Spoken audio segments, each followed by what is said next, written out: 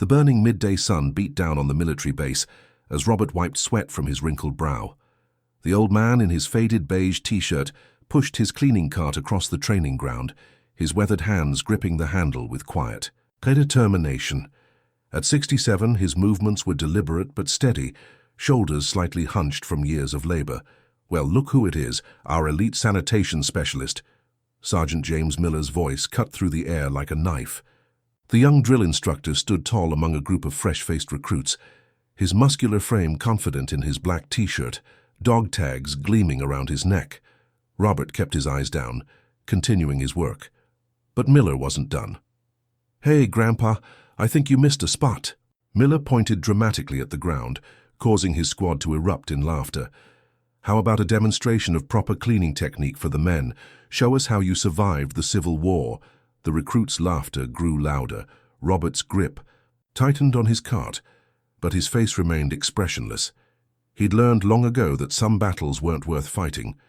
No response? Maybe your hearing aids need new batteries. Miller stepped closer, deliberately knocking over Robert's bucket of cleaning supplies. Water spilled across the concrete as the younger men howled with amusement. "Sorry about that, old-timer. Guess you've got job security now." Something flickered. In Robert's eyes, not anger, but a distant shadow of something deeper. Without a word, he knelt down and began picking up his scattered supplies, his beige shirt stretching tight across his back as he worked. "That's right. Clean it up," Miller said, his voice dripping with mock encouragement. "That's what you're here for, right? To clean up after real soldiers." As Robert stood, Colonel Thompson's voice came through the base's intercom, announcing an emergency training drill for tomorrow morning, a drill that would change everything. On the base forever. Robert simply nodded to himself. Tomorrow would indeed be different. The first rays of sunlight hadn't yet touched the horizon when Robert Matthews was already awake. His modest apartment just outside the base was sparse but meticulously organized, a habit formed over decades. On his bedside table, partially hidden behind a stack of books, sat a small wooden box that he never opened in front of others. Another day, he whispered to himself, his morning ritual unchanging for years. Unlike most men his age, Robert didn't need an alarm clock. After 30 years in the military, his body knew exactly when to rise, 0430, without fail. He moved through his small kitchen with quiet efficiency, brewing coffee that filled the room with rich aroma. Robert Matthews wasn't always a janitor. Once he had commanded respect that men like Sergeant Miller could only dream of earning. As he sipped his coffee, his mind drifted to monsoon rains in Southeast Asia, to desert nights under foreign stars, to missions that never made the history books, but changed the course of conflicts nonetheless. His small bathroom mirror reflected a face marked by time and experience. The scar along his jawline had faded to a thin white line, barely noticeable unless you knew to look for it. The story behind it, a night extraction gone wrong in '89, was one he'd never told. At precisely 0600, Robert arrived at the base's maintenance building. His co-workers, mostly retired military themselves, nodded respectfully. Unlike the young recruits, these men had learned to see beyond appearances. "Heard Miller gave you trouble yesterday," said Frank, a former army mechanic in his 50s. "That kid's got more mouth than brains." Robert shrugged. "He's young." "You're too forgiving, Rob," Frank replied, shaking his head. "If he knew who you—" "He doesn't need to know," Robert cut him off gently. "And neither does anyone else." By 0700, Robert was cleaning the officers' building when Colonel Benjamin Thompson walked past. The colonel, a decorated officer in his 50s, was one of the few who knew fragments of Robert's past. "Morning, Matthews," Thompson said, his tone distinctly different from the one he used with janitors. "Colonel?" Robert nodded, continuing his work. Thompson lingered. "You know, we could use someone with your experience to speak with the new officers about tactical approach. Unofficially, of course. With respect, sir, I'm just here to clean." The colonel's expression softened. "Some messes can't be cleaned up with a mop, Matthews. Sometimes these young men need guidance from someone who's been there." Robert's hands paused. "Maybe someday, sir, not today." As Thompson walked away, a young lieutenant who had witnessed the exchange looked puzzled. "Sir, why do you always treat the janitor like he's important?" The colonel paused. Lieutenant, there are men who wear their medals on their chest, and men who carry them in their hearts. Learn to recognize both kinds. By midday, Robert was cleaning the training halls where, unbeknownst to most, he had once trained recruits himself. In a quiet moment, he spotted a young recruit struggling with assembling and disassembling his weapon, falling behind his peers. The recruit, Private Dawson according to his uniform, was sweating, fingers fumbling with the parts as the clock ticked away. "You're overthinking it," Robert said quietly, pausing his mopping nearby. Dawson looked up, startled. "Excuse me. Your grip is too tight. Let your muscle memory work." Robert demonstrated with his hands, mimicking the motion without touching the weapon. "Breathe, then move." Dawson hesitated, then tried again using Robert's technique. The weapon came apart smoothly, then back together in record time. "How did you—" Robert simply nodded and continued mopping. "Just something I picked up. You keep practicing." Later that afternoon, as Robert cleaned windows overlooking the shooting range, he watched Sergeant Miller drilling his recruits. The young sergeant's technique was flashy but inconsistent, the kind that looked impressive but would get a man killed in real combat. As the days went by, Robert continued his quiet routine, while smaller interactions revealed glimpses of his true nature. During a rainstorm, he silently placed his umbrella over a sleeping homeless veteran outside the base gate, a man everyone else had walked past. When Private Dawson twisted his ankle during a run, it was Robert who taught him how to properly wrap it when the medics were too busy with another emergency. These small moments passed largely unnoticed, except by those directly affected. Among those who began to watch the old janitor more closely was Private Samantha Chen, one of the few female recruits in Miller's squad. "There's something about the way he moves," she mentioned one day to her bunkmate. "Have you noticed? When he thinks no one's watching, he doesn't walk like a janitor." "What does a janitor walk like?" her friend laughed. "I don't know, but not like someone who's scanning every room for threats and exits. My uncle was Special Forces. Robert moves the same way." Meanwhile, Sergeant Miller's treatment of Robert grew increasingly harsh. It wasn't just casual mockery anymore. It had evolved into something that resembled targeted harassment. "Hey, Grandpa," Miller called out one afternoon as Robert cleaned the hallway outside the tactical planning room. "I hear you've been giving advice to my recruits." "Playing? Soldier, are we?" Robert continued working, his mop moving in efficient patterns across the floor. "I'm talking to you, old man." Miller stepped closer, deliberately walking across the wet floor, leaving muddy boot prints in his wake. "My men don't need cleaning tips from someone who couldn't cut it in the real military."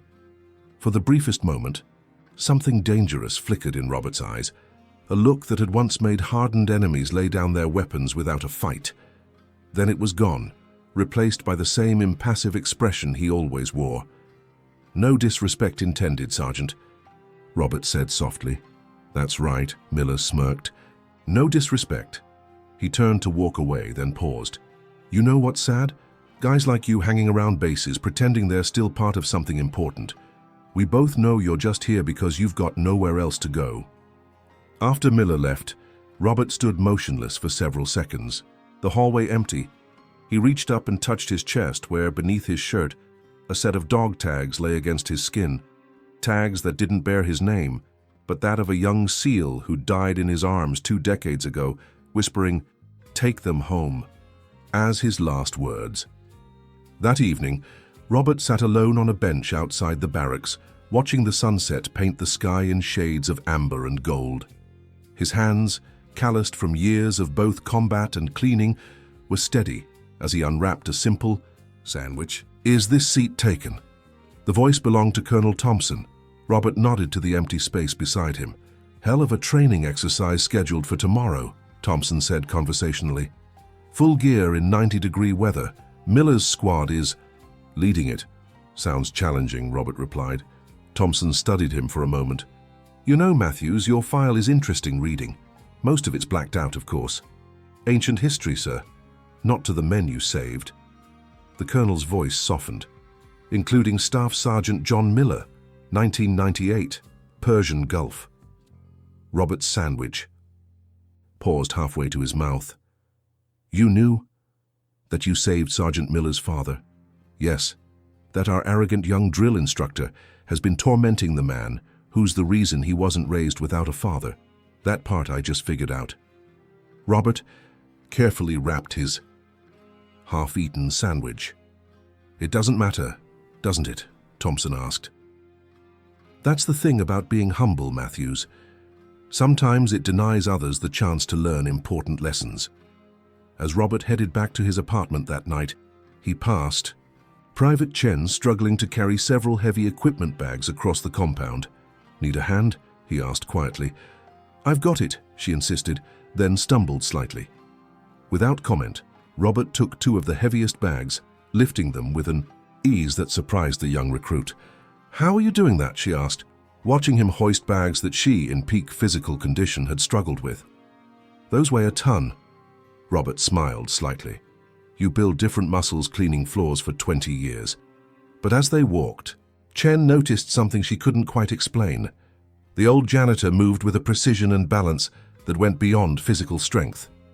He moved like the stories her uncle told her about his time on special operations teams. Have you always been a janitor? She asked carefully. Robert's expression remained neutral. Everyone's something before they're something else. The next morning dawned with brutal heat, already shimmering across the training grounds by 0700. Sergeant Miller had assembled his recruits in full combat gear, weighted packs, helmets, and body armor for an endurance drill in the scorching. Sergeant Robert was nearby, ostensibly cleaning the bleachers overlooking the training field, but his eyes kept drifting to the thermometer on the wall. 92 degrees and climbing. Faster, maggots! Miller barked at his struggling squad. This isn't summer camp. In real combat, the enemy doesn't care if you're hot. Private Dawson stumbled, nearly collapsing under his heavy pack. Miller immediately descended on him. Get up, Dawson. You think the battlefield has water breaks? You think terrorists will wait while you catch your breath? Robert watched as Dawson struggled to his feet, the young man's face alarmingly red. 3 other recruits were showing similar signs of heat exhaustion. This wasn't training. It was dangerous pride. Miller continued pushing his squad beyond reasonable limits, seemingly oblivious to the mounting safety concerns. When Chen tried to help a fellow recruit who was swaying on his feet, Miller berated her. Did I say to stop, Private? Did I give that order? Robert set down his cleaning supplies, his weathered face setting into lines of determination. He walked directly onto the training field, something maintenance staff never did during active drills. Sergeant, he called, his voice suddenly carrying a tone of authority that made several recruits turn in surprise. These soldiers need water now. Miller spun around, his face contorted with angry disbelief. What did you just say to me, janitor? I said your men need water. 3 are showing clear signs of heat stroke. This drill needs to stop. Miller marched over, using his height to loom over Robert. Get back to your mop, old man. This is a military training exercise, not a retirement home activity. It's dangerous, Robert said simply, not backing down. You're risking their health. And you're risking what little job security you have, Miller snapped, shoving Robert backward. This is my squad, my training field. You're nothing here. Just a washed-up old man pretending to have purpose. Several of the recruits looked uncomfortable now, watching the confrontation unfold. Colonel Thompson, who had been observing from his office window, began making his way toward the field, but he was still minutes away. Last warning, Miller hissed. Get off my training field. Robert stood his ground. Not until these recruits get water and shade. Miller grabbed Robert's shirt collar, bunching the faded beige fabric in his fist. Who do you think you are? Before anyone could intervene, Miller's aggressive pull tore Robert's thin shirt, ripping it halfway down the back. As Robert turned to steady himself, the torn fabric revealed what lay beneath, an intricate tattoo covering his upper back and shoulders. It wasn't just any military tattoo, it was the distinctive trident of the Navy SEALs, the eagle clutching a flintlock pistol, trident and anchor, the symbol earned only by those who completed some of the most brutal training in military history. Below it were inked ribbons representing commendations that even the youngest recruit recognized, included the Navy Cross and Silver Star. A hushed silence fell over the training field. Is that? One recruit whispered. Even Miller seemed frozen. his anger temporarily replaced by confusion. "What kind of joke is this?" "It's no joke, Sergeant Miller." Colonel Thompson's authoritative voice cut through the tension as he finally reached the scene. "You've been harassing one of the most decorated Navy SEALs in recent military history." The colonel stepped forward, addressing the stunned recruits. "This janitor you've been laughing at is Command Master Chief Robert Matthews, retired. 28. Years in the Navy, 18 as a SEAL, 4 combat tours, recipient of the Navy Cross, Silver Star and Bronze Star with Valor." Miller's face drained of color. "That's impossible. He's a hero who chose to serve quietly after retirement," Thompson finished firmly. "And the man who in 1998 led an extraction mission in hostile territory to rescue a trapped reconnaissance team, including your father, Staff Sergeant John Miller. Subscribe to our channel now and activate notifications to never miss another story that will change how you see the world." At this revelation, Miller staggered backward as if physically struck. "My father's rescue team, that was you," he whispered, looking at Robert with new eyes. Robert, seemingly uncomfortable with the attention, attempted to hold his torn shirt closed. "Your father was a good soldier. He did his job. I did mine." "Father told me stories about that night," Miller said, his voice uncharacteristically small. "He said their position was compromised, that they were surrounded, that they'd made peace with not coming home, until a 4-man SEAL team appeared like ghosts from the darkness," Thompson added. "Master Chief Matthews was hit twice during the extraction, but continued leading both teams to safety." Private Chen stepped forward now, her eyes wide with recognition. "My uncle served with you, didn't he? Uncle Liam, Petty Officer Chen." Robert's expression softened. "Liam was one of the best radio operators I ever worked with. You have his eyes." As these revelations rippled through the assembled recruits, Miller stood silent, the realization of his months of disrespect crashing down upon him. The man he'd been tormenting wasn't just any veteran, he was a legend in special operations circles, and the direct reason Miller had grown up with a father. The next day, the base was humming with whispers about Robert Matthews. The story of his identity and Miller's humiliation had spread like wildfire. Robert, however, arrived at work at precisely 600 as always, pushing his cleaning cart as if nothing had changed. But everything had. Recruits who had previously ignored him now stood at attention when he passed. Officers nodded respectfully. Even the base commander had called to ask if Robert would prefer different accommodations for his service. Robert had declined. "I'm comfortable where I am, sir." Around midday, Robert was cleaning the hallway outside the officers' mess when Sergeant Miller approached. The younger man looked like he hadn't slept, his usually immaculate uniform slightly rumpled, his confident swagger replaced by uncertain hesitation. "Master Chief Matthews," Miller began formally. "I've come to offer my apology," Robert continued, mopping. "No need, Sergeant. There is every need," Miller insisted, his voice cracking slightly.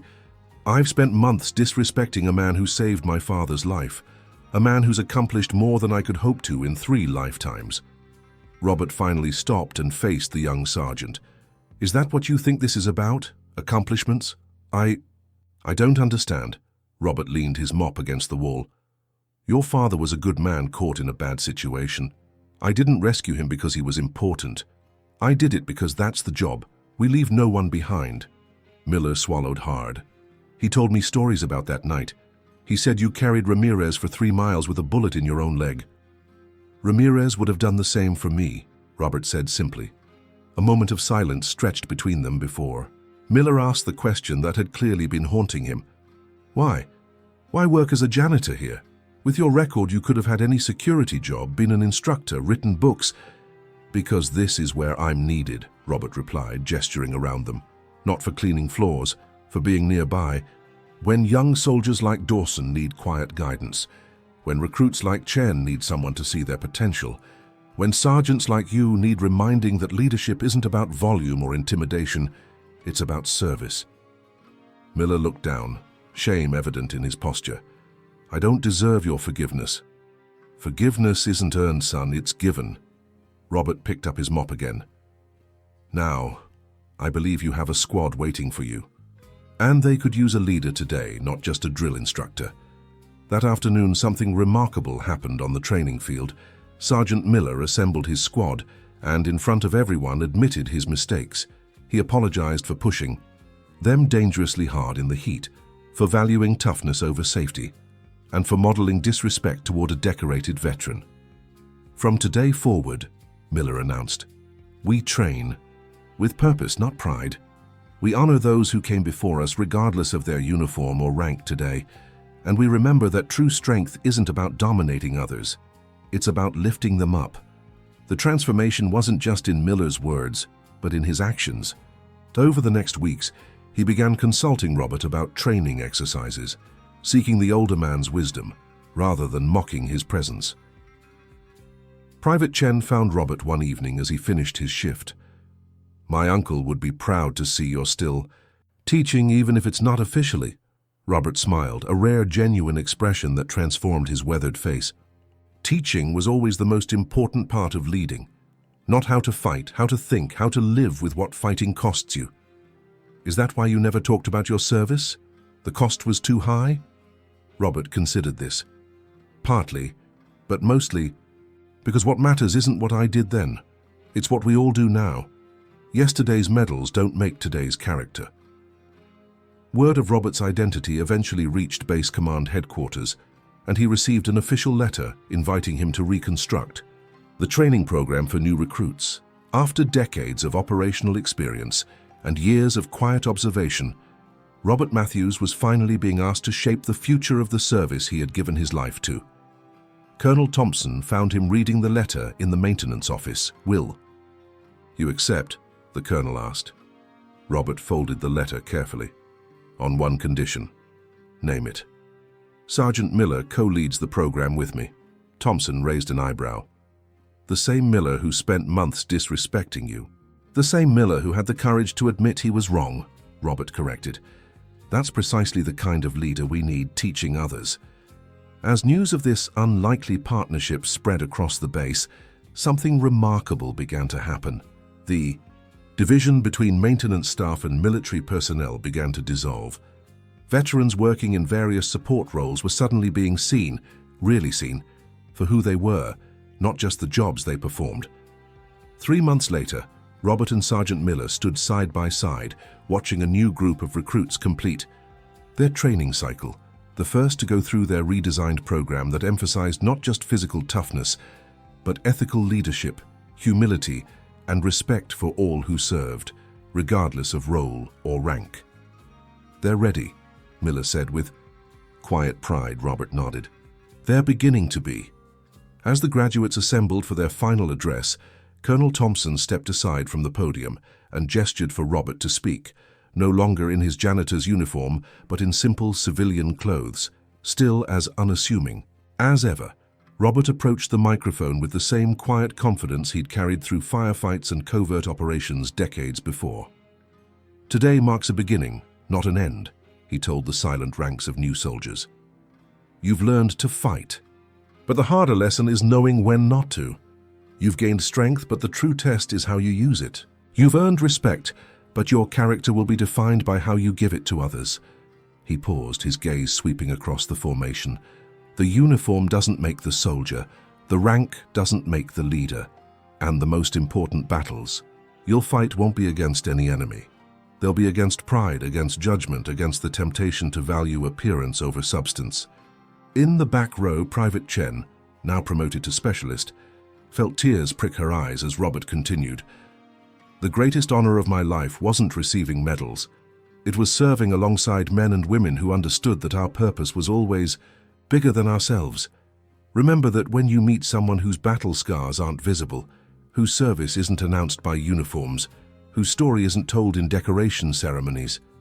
Robert's voice softened, but somehow carried even further. True strength walks quietly. It doesn't need to announce itself. It's found in the hand extended to help, not in the fist raised to intimidate. It's measured not by how others treat you, but by how you treat those who can offer you nothing in return. As he stepped away from the podium, the entire assembly rose in a standing ovation, not just for his words, but for the quiet dignity of his example. Later, as the ceremony concluded, Miller approached Robert with a question that had clearly been weighing on him. "There's one thing I still don't understand," he said. "Why did you stay silent for so long, even when I was at my worst?"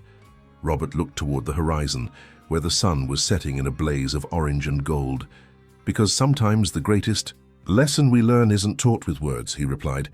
"It's taught by example, by letting others discover that their assumptions were wrong, not because someone told them so, but because they saw the truth for themselves." He placed a hand on Miller's shoulder. "And that, Sergeant, is a lesson that changes not just minds, but hearts." As they walked back toward the base, a new recruit passing by straightened to attention, saluting both men with equal respect, one in uniform and one without, having learned perhaps the most important lesson of all, that heroism wears many faces, and true greatness often walks among us unannounced.